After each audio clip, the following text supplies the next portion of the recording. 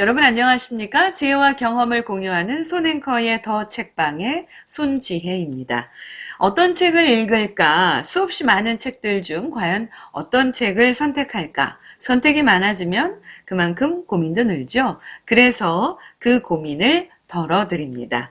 지혜와 경험을 공유하는 손앵커의 더 책방. 오늘은 제가 추천합니다. 서울대학교 심리학과 최인철 교수의 프레임을 소개합니다.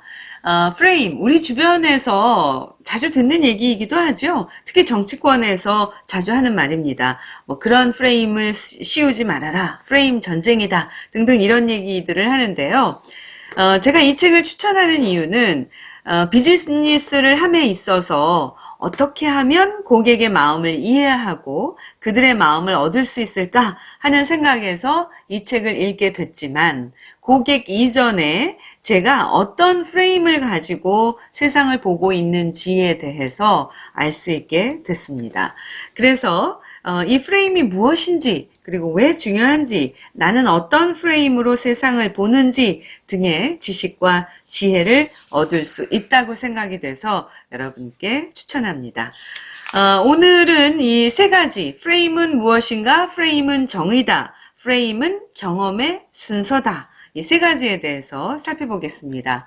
먼저 프레임이란 무엇인가?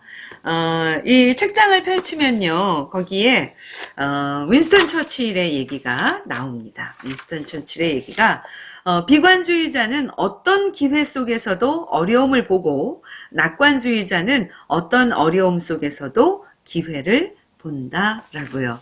그러니까 딱 프레임인 거죠. 어떤 눈으로 세상을 바라보느냐. 그리고 저자는 프레임은 세상을 바라보는 마음의 창이다, 이렇게 정의를 합니다. 어떤 문제를 바라보는 관점, 세상을 향한 마인드셋, 그리고 세상에 대한 은유, 또 사람들에 대한 고정관념 등이 모두 프레임의 범주에 포함된다는 말이다. 이 프레임은 특정한 방향으로 세상을 보도록 이끄는 조력자의 역할을 하지만, 동시에 우리가 보는 세상을 제한하는 검열관의 역할도 한다, 이렇게 얘기를 하고 있습니다. 그러니까 대상을 있는 그대로 보는 것이 아니라 이미 어떤 관점과 기준, 그리고 일련의 가정을 염두에 두고 본다는 것이죠. 그러니까 한마디로 우리가 안경을 쓰고 세상을 보고 있다는 것이죠. 그러니까 그 렌즈의 색깔에 따라서 다른 세상을 보게 되는 거고요. 그래서 이 프레임은 우리가 무엇을 보는지, 어떤 판단을 내리는지, 어떤 행동을 하는지, 이 모든 과정을 특정한 방향으로 유도하고 결국 특정한 결과를 만들어낸다는 것이죠.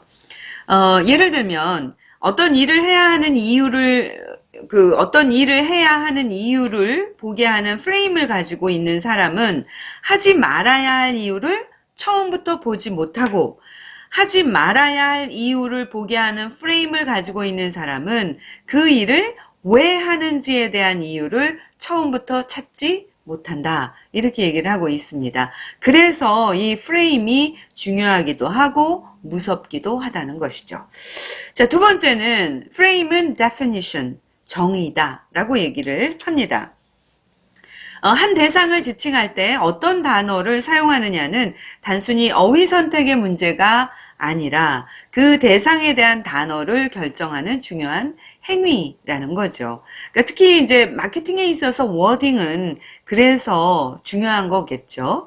고객들에게 제품을 어떻게 인식하게 하느냐, 관점을 어떻게 디자인하느냐, 그러니까 프레임을 어떻게 만드느냐에 따라서 성공 여부가 달라지는 거겠죠. 그러니까 이 최근 우리 정치권들의 그 정당들의 창당을 앞두고도 정당 이름을 새로 지으면서 여러 가지 그 얘기들이 많았었죠. 그러니까 결국에 그 이름 definition이라는 게 국민들에게 어떻게 비춰지느냐, 그 문제에 집착하니까 그렇겠죠. 물론 당연히 정당 이름은 브랜드 네임은 대단히 중요하긴 하죠. 그게 결국에 프레임을 만들어서 국민들에게 아니면 고객에게 그 프레임으로 다가가야 하니까요.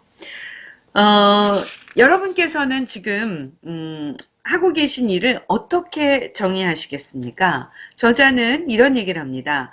어떤 사람은 자신의 업무를 직업, job이라고 정의를 하고 어떤 사람은 career라고 정의를 하고 또 어떤 사람은 calling, 소명이다. 이렇게 정의를 한다는 거예요.